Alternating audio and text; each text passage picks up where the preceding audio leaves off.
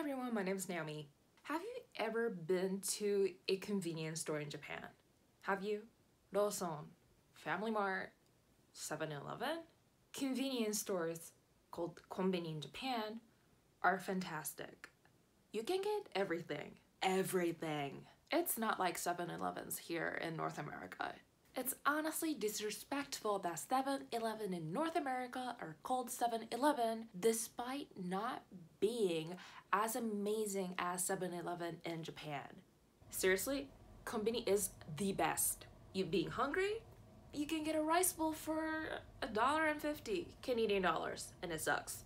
You thirsty? They got teas, like green tea, matcha, black tea, jasmine tea, oolong tea, like all kinds of teas, and they got, pops and the alcohol, and it's like $1.75.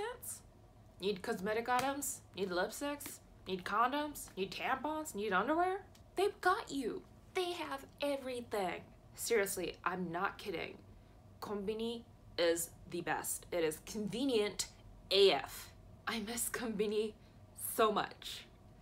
But recently, Family Mart, one of the biggest convenience store chains in Japan, got called out by a group of high schoolers. Those high schoolers started a petition on change.org demanding Family Mart to rename their in-house brand Okaasan Shokudo, Mom Cafeteria, to a gender-neutral one.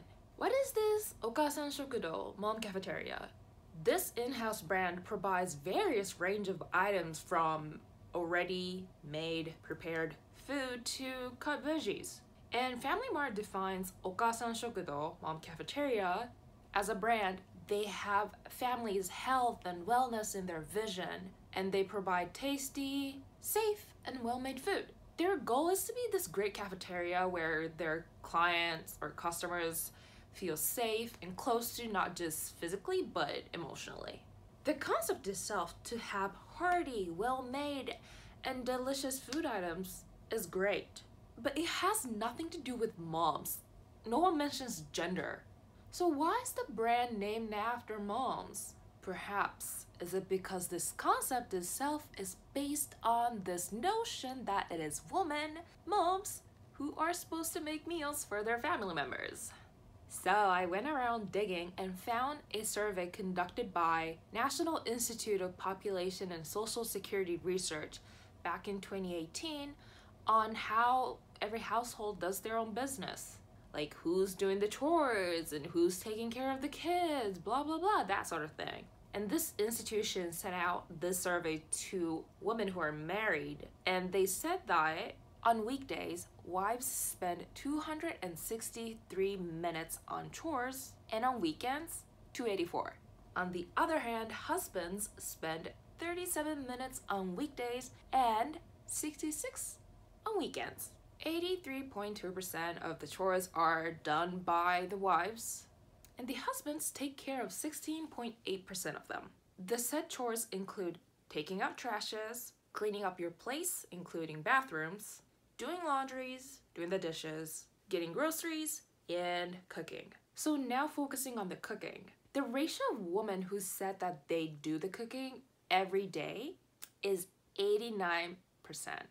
7.1 said they do the cooking maybe 3 or 4 times a week. What's hilarious about this survey is that they didn't ask the husbands how often they do the cooking. They didn't bother. So I did some more digging and found that the Agency of Cultural Affairs, Bunkacho, did a survey on food back in 2018 as well. This survey was not only targeted towards married women, so both men and women, whether they're single or married, could answer this survey. And 70.6% of women say that they cook their own meal, whereas 15.5% of men said that they do so. 37.3% of men said that they either hardly or ever cook for themselves, whereas 6.8% of women chose this as their answer. 60.7% of men said that their meals are prepared by their family members almost every day, where it was only 16.1% for women. And 47.6% of women said that their meals are hardly or ever prepared by their family members, whereas it was 18.6% of men who said so.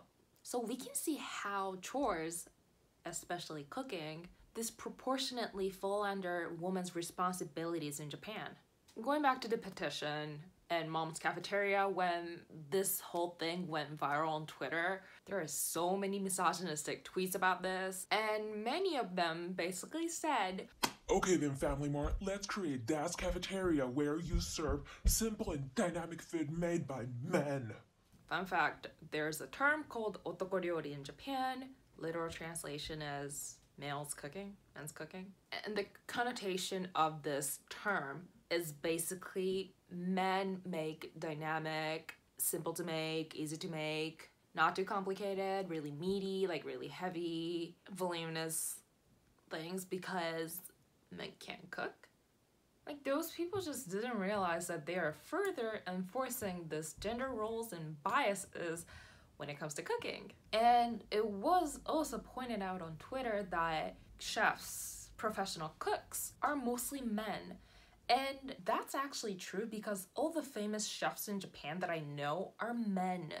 And I read an article where female chefs and cooks gather around and they talk about how male dominant the whole industry is. And because of it, when women enter it, they feel like they have to take extra steps to prove that they're not inferior to their male coworkers. This is all heartbreaking.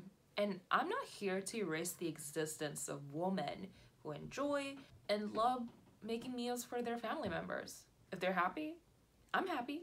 But are those women doing so willingly? Or is it the society or its inherited pressure made them believe that they have to take up on that role because they are a woman? Like, why do men get to capitalize their culinary skills easier than women?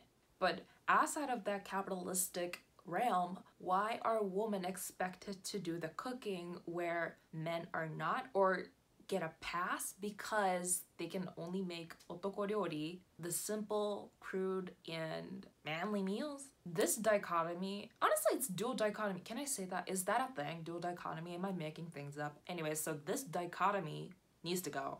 Gender bias is deeply rooted in our society, everyday practices, and mindset. In the end, the high schoolers collected 7,268 signatures, not quite reaching their goal of 10,000. And the amount of criticism they got shows that some people in Japan don't really want a woman speaking up. That's why I left that country. Gender role? Gender biases? No. Goodbye. This gotta go. So yeah, if you ever go to Japan, go to Kombini. But if you go to Family Mart, maybe avoid this Okaasan Shokudo, Mom Cafeteria. So yeah, that's it. All the articles and tweets mentioned in this video will be linked in the description, so please check them out. And if you haven't subscribed to my channel, please do so. I make commentary videos on these, social topics and movies and other stuff. So yeah, subscribe, like, comment. Follow me on Twitter and Instagram at @NaomiOtaPlat, and I will see you in my next video. Okay, everyone, stay safe. Bye, kids.